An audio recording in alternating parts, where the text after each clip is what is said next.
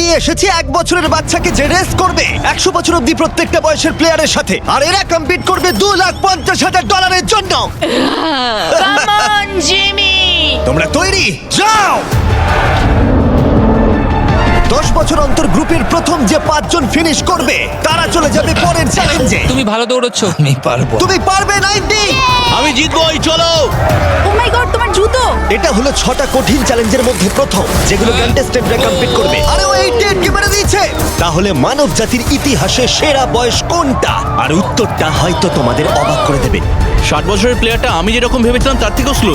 মনে হচ্ছে 21 থেকে 30 বছর বয়সের গ্রুপ প্রথম ফিনিশ করতে চলেছে। আমি পেরেছি। সর্বশেষ 5টা গ্রুপ এলিমিনেট হয়ে যাবে। আমি পেরেছি। আমার বয়স 67। আমি আছি। সবাই 92 এর জন্য হাততালি দাও। আর এর সাথেই আমরা 50 জনকে পেয়ে গেছি। মনে হয় আমি সবার মধ্যে প্রথম লাইনটা ক্রস করতে পেরেছি। কনগ্রাচুলেশন! সবাই আমার সাথে চলো। এর পরের গেমটা আরেকটু কঠিন হতে চলেছে। দ্বিতীয় গেমটায় আমরা সবাই খেলবো ডজ বল। আমাদের মতন বয়স্ক মানুষরা এটা খেলবে কি করে? ইয়েলো টিম, তোমরা নিশ্চয়ই 6 বছরের বাচ্চাকে মারবে না? ও না, আমি তোর মুখের দিকে মারবো, পুরো মুখে মারবো। 3, 2, 1 শুরু করো। শুরু হয়ে গেছে। ও বাচ্চাদেরকে দেখো, ওরা টিনেজারদের আগেই বল কালেক্ট করে নিচ্ছে। বলটা ধরো। এ নাও, ধরো।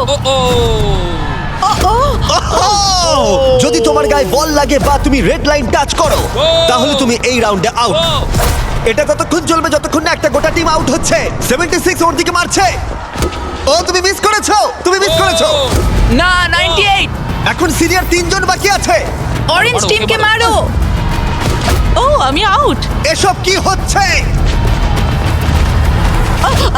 ও 95। ও আমায় ক্ষমা করো। এটা খুবই খারাপ হলো। ছোড়ো। বলটা ছোড়ো। ও 44 আউট হয়ে গেছে। ইয়েলো টিম অরেঞ্জ টিমের সবাইকে আউট করছে। 29 ছোড়ো। আমার একটা বল চাই। ও 54 আউট হয়ে গেছে। ও